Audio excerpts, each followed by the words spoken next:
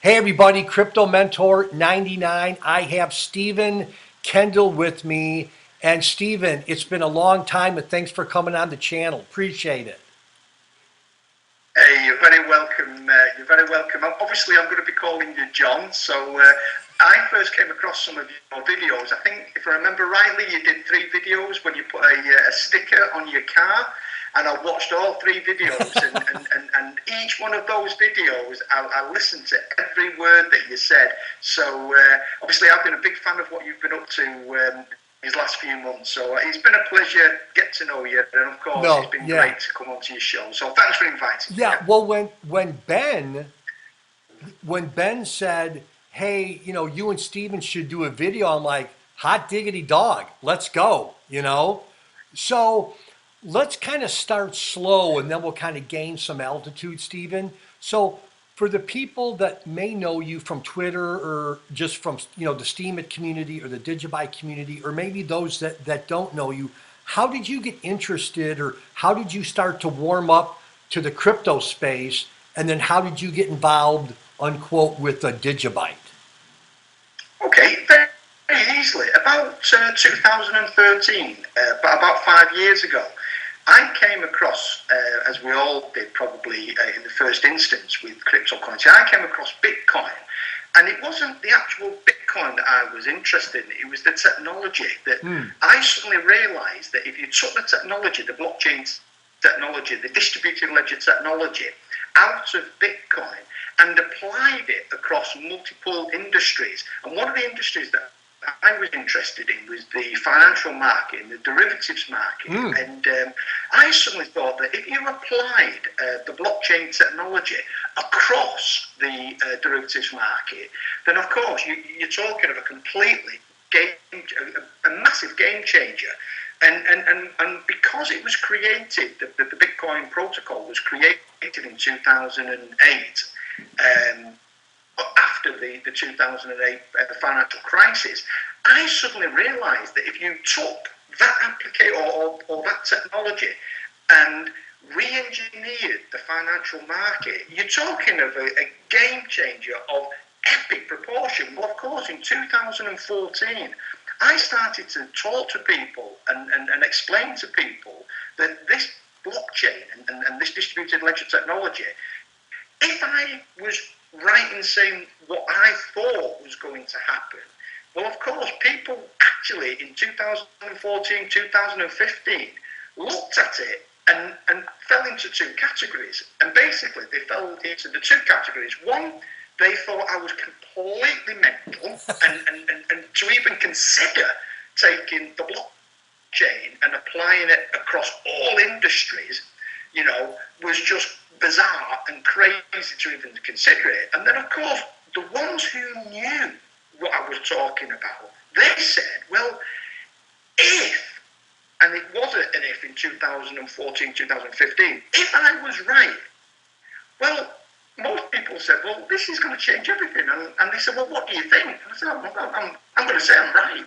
And it wasn't until at the back end, around about December of 2015, I run a very powerful analysis tool.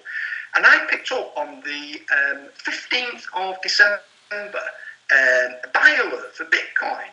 And the price was $451. So, of course, I'm telling everybody in December of 2015, get into Bitcoin, get into Bitcoin. This is a bullish buy and it's going up. And then I was contacted by Max Kaiser in December of 2015. And he said to me, he said, I've been seeing what you've been doing on Twitter and you're talking about debt and derivatives and blockchain.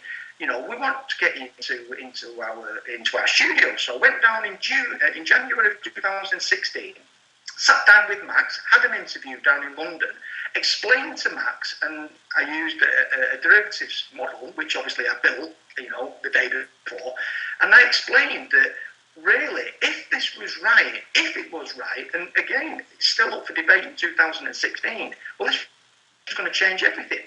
And it was Max Kaiser who probably after 2.5 to 3 years was the first person who actually allowed me to put my story out. So it was then in 2016 that I then started to look for a social media site, because I knew that the actual technology, by distributing the contracts, the smart contracts, the pockets of data, by distributing them so that there's no central authority.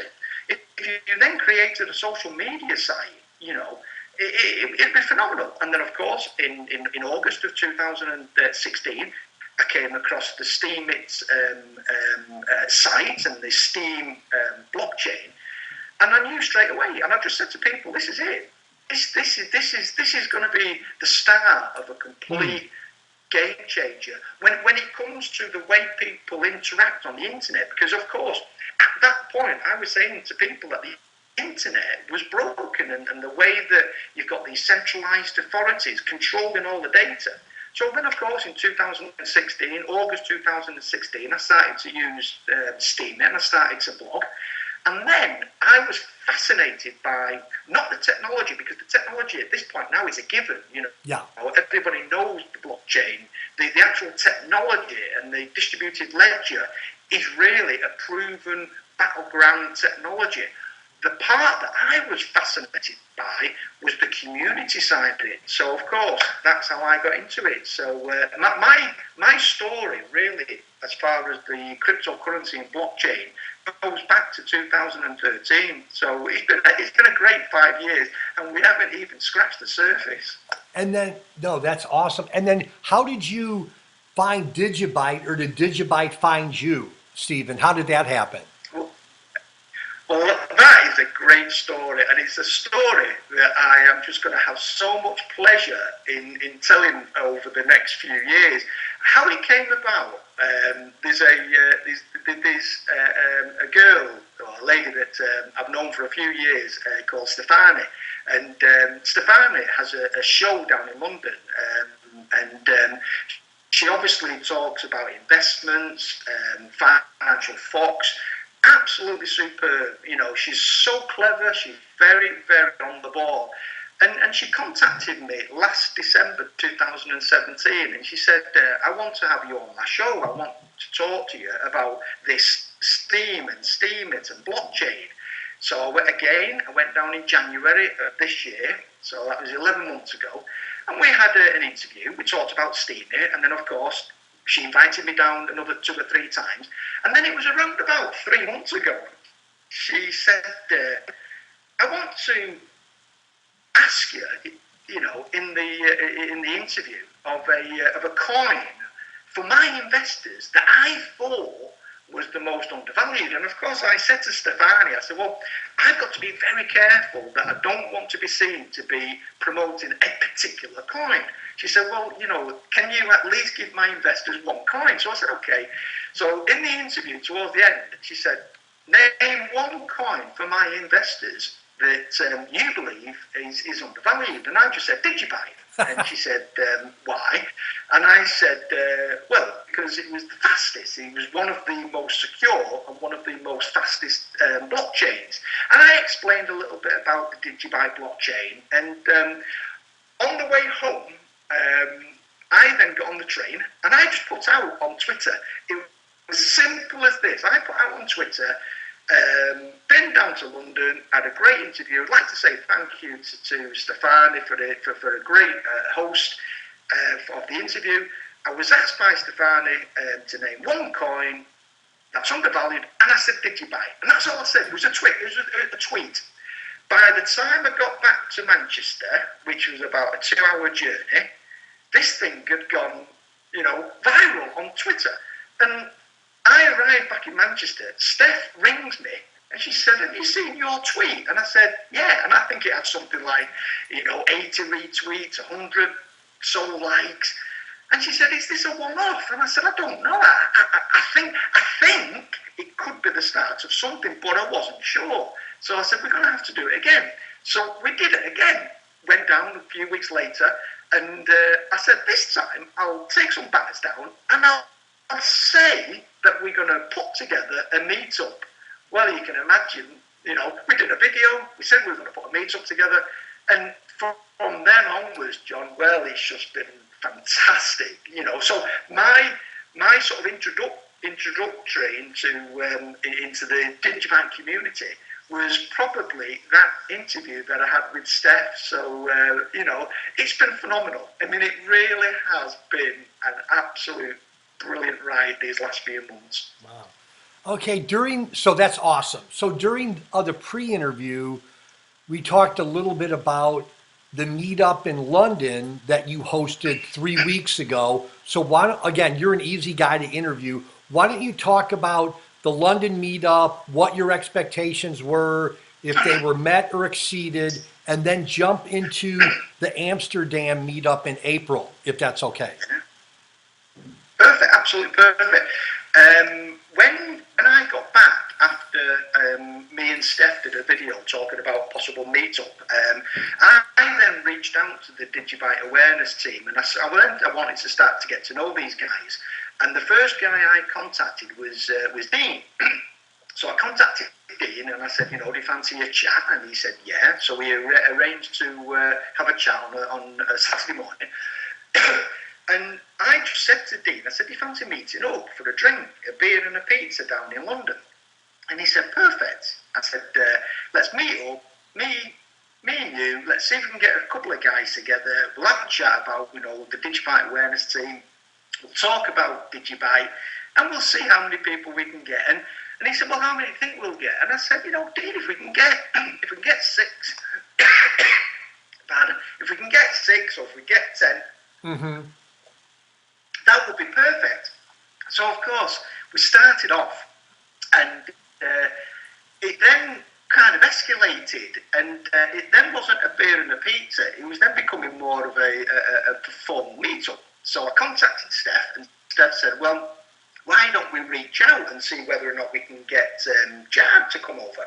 Well, you can imagine the conversation I had with Steph when she rings me on a Saturday afternoon saying that Jad's going to fly over. Well, I said, well, this is going to be a completely different meetup now. Right. So we then started to look at the tickets, and obviously Steph organised one room. It was then getting close to being full as far as the capacity goes. She then contacts me and says, Stephen, this isn't going to be big enough. We're going to have to move the location. So she found a bigger location. And what started off as me and Dean talking about meeting up for a beer and a pizza turned out 48 guys turned up. And it was a session that lasted about 3.5, 4 hours. We all had a good chat. We all did a lot of networking, met some great people. And as far as a meetup goes, I've arranged quite a lot of these meetups in the past. It was probably one of the best, because what I found quite interesting was the passion of the community. And obviously I want to make sure that there's a big shout out for Steph for organising it, and a big shout out to everybody who turned up. It was excellent, so I'm very, very proud of it. And then, of course, after that, there was a meal. Unfortunately, I couldn't make it, but there was a meal. Steph rings me in the morning on the Monday, and she said, I've had a good chat with Rudy, I've had a good chat with Jad. We're going to have a summit in Amsterdam. I said, a summit in Amsterdam? He said, yeah. And I said, this is superb. Well, of course, from then, we put an announcement out. There's going to be a summit in Amsterdam in April. And there's some guys from the CoinFest UK, who run and operate a franchise in the UK to host a yearly event, a 3-day event.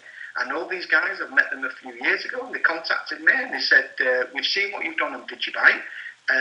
We would like DigiByte at our event. So you can imagine then, we've got the DigiByte summit in April in Amsterdam, and we've got the DigiByte blockchain showcasing the DigiByte blockchain at CoinFest in Manchester.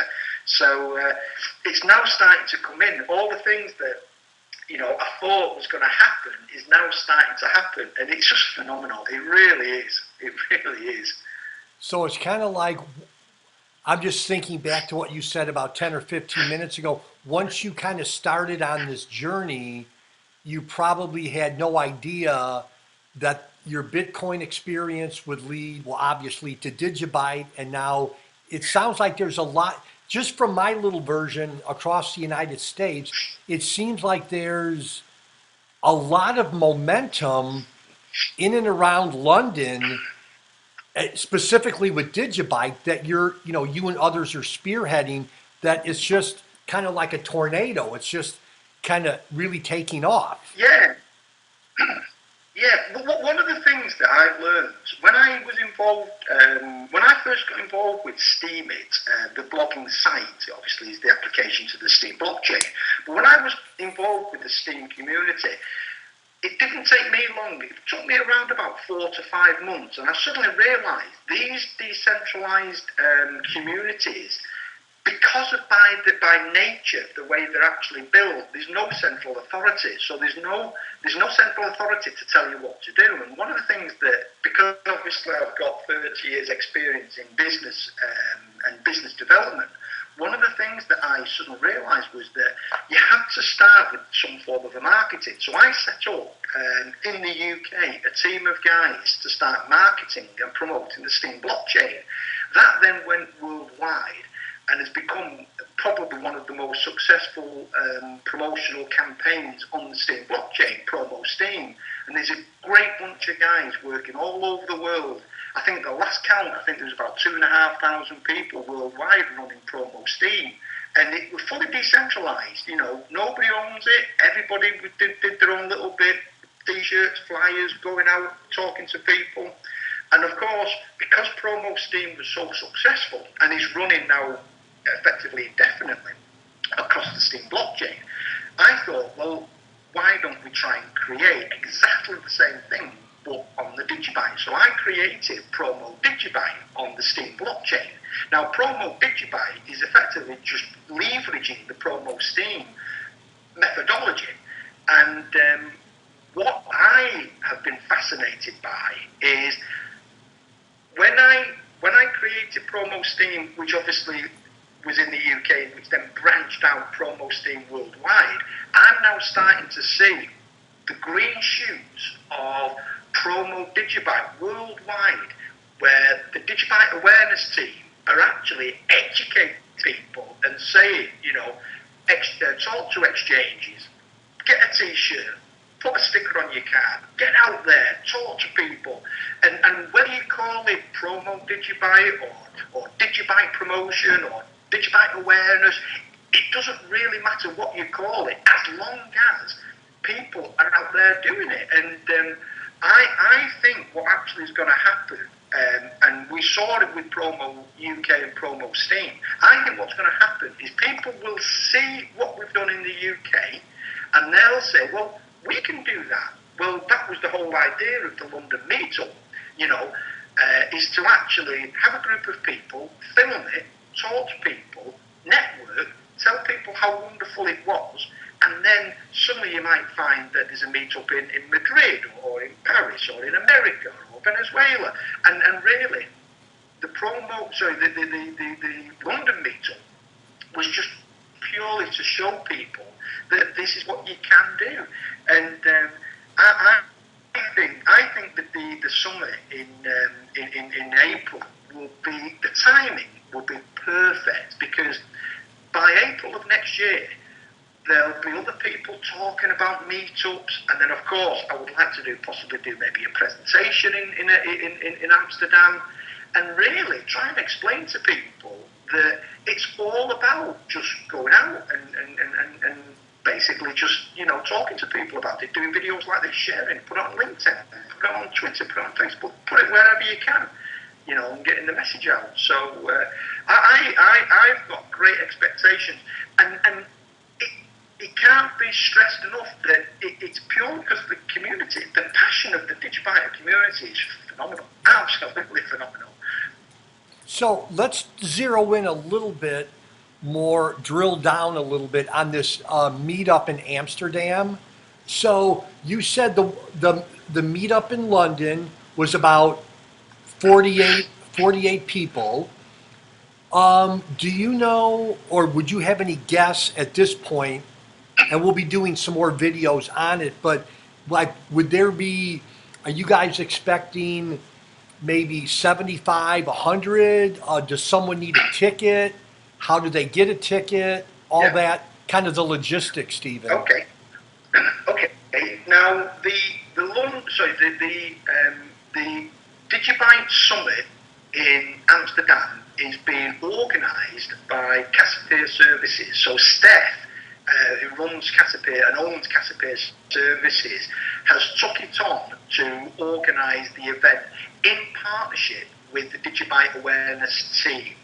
So there obviously has to be somebody who purchases the venue or organises the venue. So Cassiopeia Services have booked the venue in Amsterdam, and it's a venue that effectively is going to be a little bit of a mixture of presentations, of seminars, of discussions, of workshops, so that people can interact and talk. Now, obviously, Rudy is taking the lead from the Digibyte Awareness team. So Right. between Rudy and Steph, that's where the sort of like the decisions are going to be made. Now, I'm also led to believe that Jard, well, obviously Jard's coming, but also Jard, I think from what I can gather, there's going to be three sort of heads, and there's going to be Rudy, Steph and Jard, and they're going to be organising the detail of the event. I saw today that Steph's put out a tweet saying that a list of speakers are going to be announced soon. So of course, once you start getting people seeing who are going to be there, the tickets are available. They're available at £50 per ticket, which obviously kind of covers the bare minimum, Sure. of the venue.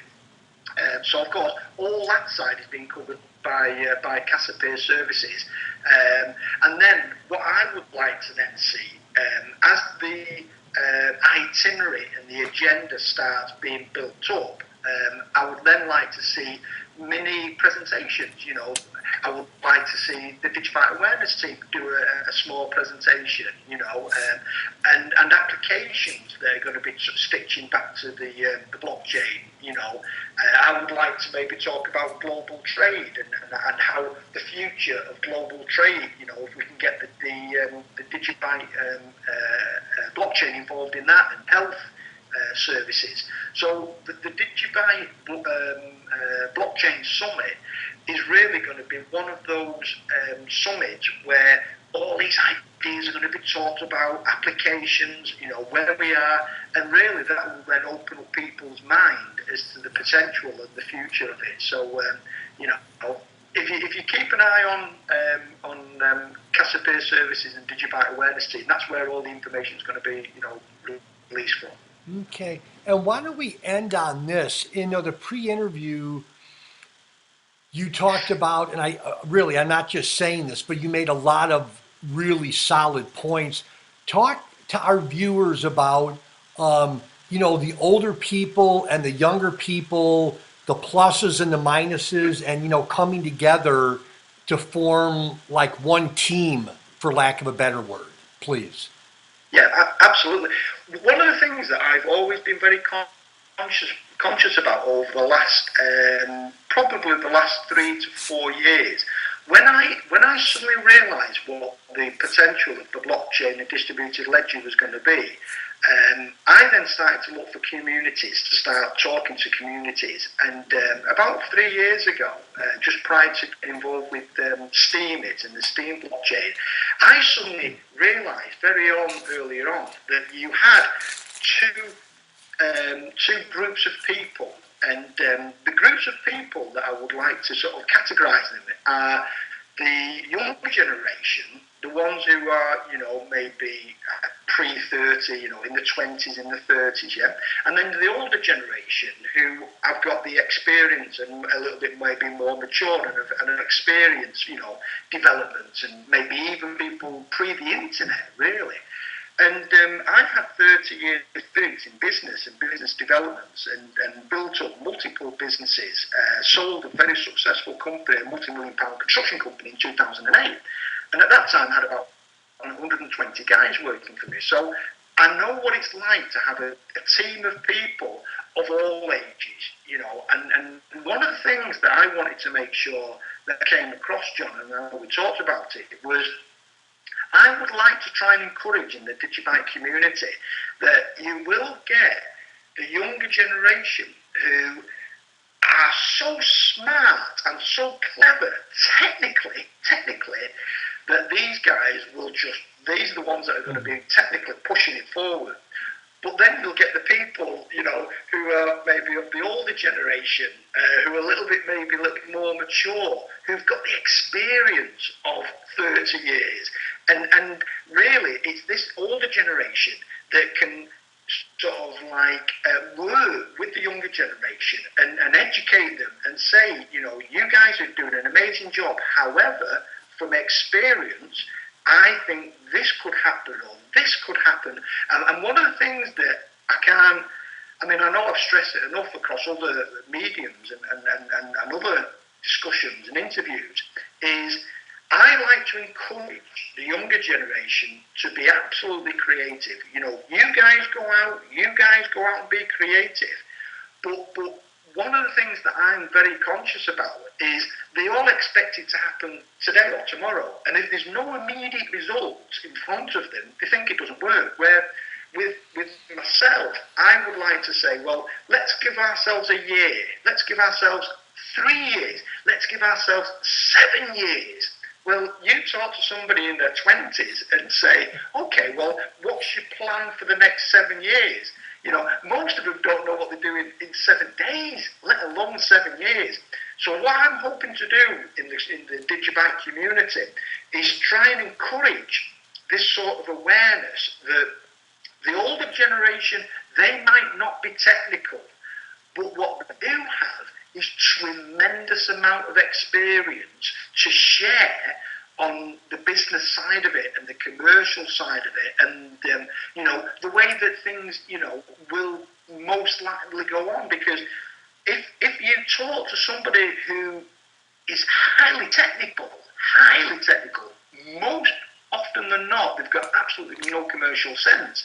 And when you talk to somebody who is so focused on the technicals, you know, the coding, you talk about building a business, you talk about monetizing that, and that's where they struggle. You know, they can get, you know, the coding to work flawlessly, but you tell them to make money out of it, or take that flawless code and promote it into some form of a business plan, and that's where they struggle. So what I'm hoping to do, you know, and you know, I've done it with the STEAM community and already started with the Digibike community, is try and sort of just educate people, that people like yourself, people like me, the older generation, we're here really to sort of like guide and support, you know, but it's going to be the guys, the technical guys, who, these are the ones at the cutting edge, who are going to be making this thing work, and all we have to do is use our experience and share,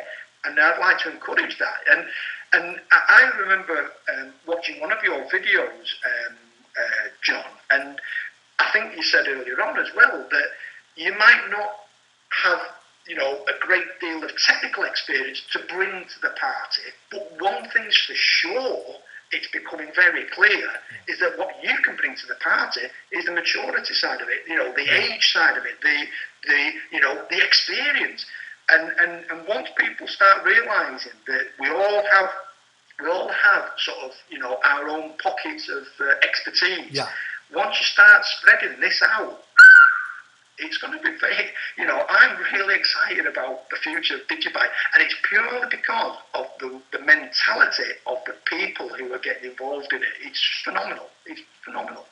Yeah, so as you were talking, I kind of got this little picture in my head. It's kind of like there's a little bit of a saying. It's not a saying, but we say in the United States, like there's room at the table for everybody. Meaning, like in my mind, I'm thinking, you know, there's you, and then next to you is Jared, and then Laura Taylor, and then Josiah, and like some of the younger people. And, you know, like let's just use our talents, gifts, and abilities, or I think I did a video a couple days ago, and I just said, just pretend like you've got like a log and you want to make a fire. Just take your log and throw it on the fire. It may not be the biggest, it may not be the best wood, but whatever you have, just throw it on the fire and then let the person behind you throw their log on the fire, you know?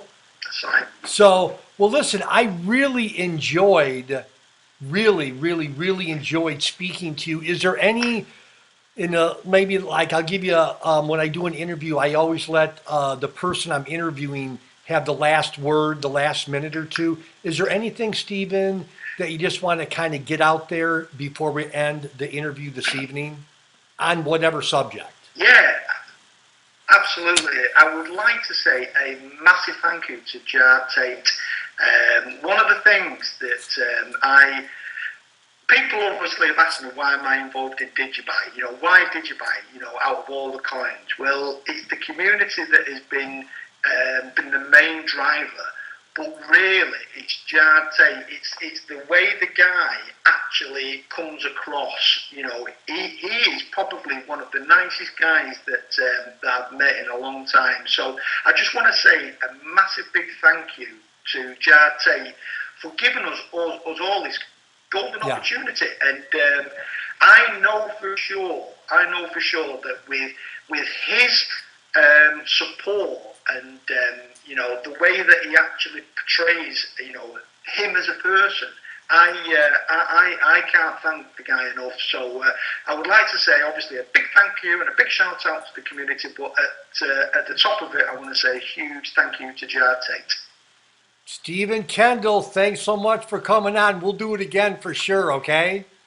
Thanks so much. Perfect. Thank you very much. Speak to you soon. Bye for now. Bye-bye.